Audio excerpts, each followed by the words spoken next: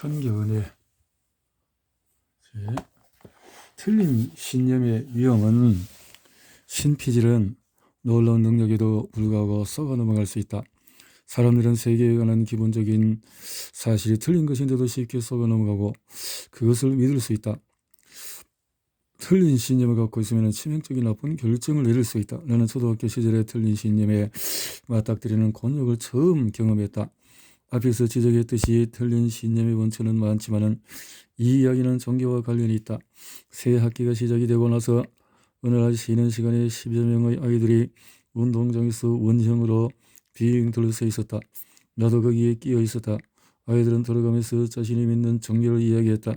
각 아이가 자신이 믿는 종교를 말하면은 다른 아이들이 끼어들어 그 종교가 자신이 믿는 종교와 어떻게 다른지 이야기했다. 예컨대 자기 종교의 기념일이 어떤 날이며 어떤 의식을 치르는지 등을 이야기했다. 그 대화는 우리는 마틴 루터의 말을 믿는데 너희는 그렇지 않아 라거나 우리는 환생을 믿는데 이 점은 너희가 믿는 것과 달라 같은 진술로 이루어졌다. 거기에는 어떤 적대감도 없었다. 그냥 아이들이 집에서 들은 것을 그대로 읊조리면서 종교 간의 차이를 비교했을 뿐이다. 그것은 되게 신선한 경험이었다. 무교 집안에서 자란 이런 종교들에 관한 이야기나 다른 아이들이 사용하는 단어들 중에서 많은 것을 들어본 적이 없었다. 대화는 종교 간의 차이에 초점이 맞춰졌는데 나는 거기서 불안을 느꼈다. 각자가 서로 다른 것을 믿는다면 우리 모두는 어떤 믿음이 옳은지 찾아내려고 노력해야 하지 않을까? 다른 아이들이 종교들 사이에서 차이점에 대해서 이야기하는 것을 들으면서 나는 그들이 모두 옳을 수 없다는 생각이 들었다. 그렇게 어린 나이에도 나는 뭔가를 잘못되었다는 것을 깊이 느꼈다. 모두의 발언이 끝난 뒤에 이제 아이들은 내게 무슨 종교를 믿느냐고 물었다. 나는 잘 모르겠다고 하면서 딱히 믿는 종교가 없다고 말했다. 그러자 아이들 사이에서 동료가 일어났고 여기저기서 그것은 불가능하다고 말했다. 그러다가 한 아이가 이렇게 물었다. 그러다면 너 뭘 믿어? 뭘 믿는 게 있어야 하잖아? 운동에서 벌어진 그 대화는 내게 깊은 인상을 남겼다. 그 후에 나는 그 사건을 자주 생각했다. 내가 불안을 느낀 것은 아이들이 어떤 것을 믿어서가 아니었다. 나는 오히려 아이들이 어떤 서로 충돌하는 믿음을 기꺼이 수용하면서 그것에 개의치 않고 않는 태도에 불안을 느꼈다. 그것은 마치 모두가 같은 나무를 쳐다보면서 한 아이는 우리 가족은 저 나무가 참나무라고 믿어. 다른 아이는 우리 가족은 저 나무가 야자나무라고 믿어. 라고 말하고 또 다른 아이는 우리 가족은 저것이 나무가 아니라고 믿어. 저것은 튤립이야. 라고 말하는 상황과 같았다. 하지만 어느 누구도 정답이 무엇인지 토론하려고 하지 않았다. 이제 나는 내가 신념을 어떻게 형성하는지 잘 이해한다. 앞장에서 나는 내 세계 모형이 어떻게 틀릴 수 있으며 왜 반대 증거에도 불구하고 틀린 신념이 지속될 수 있는지를 설명했다. 복습을 위해서 세 가지의 기본 요소를 다시 살펴보자. 직접 경험할 수가 없다. 틀린 신념은 거의 항상 우리가 직접 경험할 수 없는 것에 관한 신념이다. 어떤 것을 직접 간증할 수 없으면 다른 사람들이 하는 이야기에 의존해야 한다. 그래서 누구 말에 귀를 기울이느냐에 따라서 우리가 믿는 것이 결정이 된다. 반대의 증거를 무시한다. 틀린 신념을 유지하려면 반대의 증거를 무시해야 한다. 틀린 신념은 대부분 반대의 증거를 무시하는 행동과 설명을 강조한다. 바이러스성 확산 특신 설린 바이러스성 신념은 그 신념을 다른 사람에게 퍼뜨리는 행동을 권장한다. 틀린 것이 거의 확실한 세 가지 보편적인 신념에도 이 속성들이 적용되는지 살펴보자. 신념. 백신은 자폐증을 낳는다? 직접 경험할 수 없다. 백신의 자폐증 유무를 하지 않는지 직접적으로 감지할 수 있는 것은 개인은 아무도 없다. 이것을 확인하려면 많은 비험자를 대상으로 대조 연구를 해야 한다. 반대의 증거를 무시한다. 수백 명의 과학자와 의료계 전문가의 의견을 무시해야 한다. 이들이 개인적인 이익을 위해서 사실을 숨기고 있거나 진실을 모른다고 핑계를 내세울 수도 있다. 바이러스성 확산. 이 신념을 확산시키는 어린이들은 심신세약 상태에 빠지지 않도록 구할 수 있다는 이야기를 듣는다.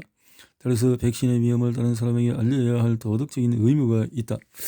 백신이 자폐증을 처리할 수 있다는 신념은 비록 아이의 죽음을 가져올 수 있어도 인류에게 실존적인 위험은 아니다. 하지만 나머지 두 가지 보편적인 신념은 실존적인 위험인데 하나는 기후변화의 위험을 부정하는 것이고 또 하나는 사후 세계를 믿는 것이다. 신념, 기후변화는 위험이 아니다. 직접 경험할 수 없다. 전 지구적인 기후변화는 개인이 관찰할 수 없다. 국제적인 날씨는 늘 변하며 기상이변도 늘 일어난다. 매일 창밖을 내다본다고 해도 기후변화를 알아챌 수는 없다. 반대 증거를 무시한다. 기후변화에 맞서 싸우는 정책들은 일부 사람들과 기업들의 단기적인 이익에 해롭다. 이들은 이렇게 이익을 보호하기 위해서 여러 가지 대응 논리를 내세운다. 예를 들면 기후과학자들이 데이터를 조작한다거나 더 많은 연구비 지원을 받기 위해서 공고스러운 시나리오를 만들어낸다거나 과학 연구에 결함이 있다는 등의 주장을 펼친다. 바이러성 확산, 기후변화를 부정하는 사람들은 기후변화를 완화하기 위한 정책들이 개인의 자유를 빼앗거나 세계의 정부를 만들거나 어떤 정당을 이롭게 하기 위한 시도라고 주장한다. 따라서 자유를 보호하려면 기후변화가 전혀 위험하지 않다는 사실을 다른 사람에게 알려야 할 도덕적인 의무가 있다. 왜 기후변화가 인류에게 실존적인 위험이 되는지 그 이유는 명백하다. 우리가 지구를 너무나도 크게 변화시키는 바람에 지구가 살 수 없는 것으로 변할 가능성이 있다. 우리는 그 가능성이 어느 정도인지 모르지만 가장 가까운 이웃 행성인 화성이 한때 지구와 아주 비슷한 환경이었지만 지금은 아무것도 살 수 없는 불모의 땅으로 변했다는 사실을 안다. 이런 일이 지구에 일어날 가능성이 아무리 작다 하더라도 우리 위에 주의를 기울일 필요가 있다. 신념, 사후 세계가 있다. 사후 세계에 대한 믿음은 아주 옛날부터 이어져 왔다. 이 믿음은 틀린 신념들의 세계에서 점차 사라지지 않는 생체적인 지위를 차지하고 있는 것처럼 보인다. 직접 경험할 수가 없다. 사후 세계는 본질적으로 관찰이 불가능하다. 반대 증거를 무시한다. 다른 틀린 신념과 달리 사후 세계가 존재하지 않음을 보여줄 수 있는 과학적인 연구가 없다. 자, 바이러스성 확산, 사후 세계에 대한 믿음은 바이러스성이다.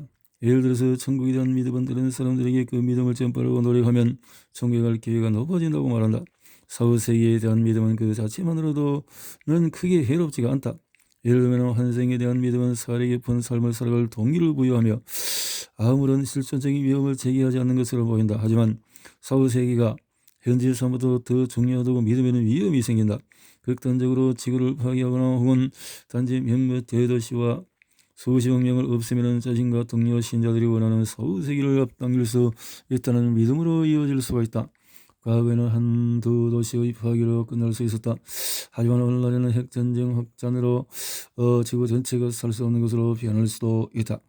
딜레마에서 벗어날 묘책을 찾아서 이 장에서는 우리가 직면한 위험들을 모두 다루려고 하지 않았고 여기서 언급된 위험들의 복잡성을 완전히 들여보지도 않았다. 내가 강조하고자 하는 요점은 종으로서 우리의 성공을 이끈 우리의 진행이 몰락의 씨앗이 될 수 있다는 것이다. 오래된 뇌와 신비질의 결합으로 이루어진 우리의 뇌의 구조 자체에 문제가 있다. 오래된 뇌는 단기 생존과 가능한 한 자손을 많이 남기는데 고도로 적응되어 있다. 오래된 뇌는 자식을 양육하고 친구와 친척을 돌보는 것처럼 나름대로 좋은 측면도 있다. 하지만 자원과 생식 기회를 얻기 위한 반사회적인 행동처럼 나쁜 측면도 있다. 이것들을 좋은 측면과 나쁜 측면이라고 부르는 것은 다소 주관적이다.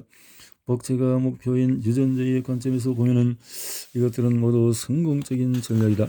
우리의 신피질은 오래된 뇌를 돕기 위해서 진화했다. 신피질은 세계 모형을 배우고 오래된 뇌는 생존과 생식 목표를 달성하는데 그것을 유용하게 사용한다. 진화 경로의 어느 지점에서 신피질은 언어와 뛰어난 선제적 능력을 위한 메커니즘을 발달시켰다. 원하는 지식 공유를 가능케 했다. 이것은 물론 생존에 큰 이득이 되었지만 틀린 신념의 씨앗을 뿌리는 결과도 가져왔다. 언어 능력이 발달하기 전에는 뇌의 세계 모형은 개인적으로 관찰할 수 있는 것에 국한되어 있었다. 언어 덕분에 우리는 다른 사람에게 배운 것까지 포함하도록 모형을 확대할 수 있었다. 예를 들면 여행자가 내가 가본 적이 없는 산 너머에 위험한 동물이 있다고 말함으로써 너의 세계 모형을 확대할 수가 있다. 하지만 여행자의 말은 거짓일 수도 있다. 어쩌면 산 너머에 귀한 자원이 있어서 여행자는 내가 그것을 아는 것을 원치 않았을 수도 있다. 언어에 대해서 우리의 뛰어난 선제자는 정교한 도구들을 만들 수 있게 해 주었다. 그런 도구에는 많은 세계 인구를 부양하기 위해서 전 세계적으로 점점 더 많이 의존하는 기술들도 포함이 된다. 이제 우리는 몇 가지 실존적인 위험에 직면했다. 첫 번째 문제는 우리의 오래된 뇌가 여전히 지배력을 행사하면서 우리가 장기적인 생존에 도움이 되는 선택을 하지 못하도록 방해하는 것이다. 두 번째 문제는 우리가 만들어낸 기술들을 틀린 신념을 가진 사람들이 남용할 위험이다. 틀린 신념을 가진 사람 몇 명이 나쁜 마음을 먹는다면 기술들을 방해하거나 오용할 수 있는데, 예컨대 핵무기를 작동시켜서 대량 파괴를 초래할 수 있다. 이 사람들은 자신의 행동이 옳으며 그 행동에 대해서 보상을 받을 것이라고 믿을 수도 있다. 하지만 실제로는 그런 보상 같은 것은 절대로 없는 반면에 그 때문에 수십억 명의 사람들이 고통을 겪을 수 있다.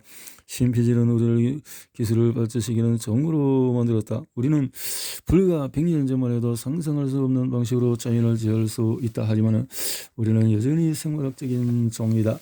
우리 각자는 우리 종의 장기적인 생존에 해로운 방식으로 행동하게 만드는 오래된 뇌를 갖고 있다. 우리는 멸망할 수밖에 없을까? 이 딜레마에서 벗어날 방법이 없을까? 나머지 장들에서는 그 선택지를 찾아 살펴본다.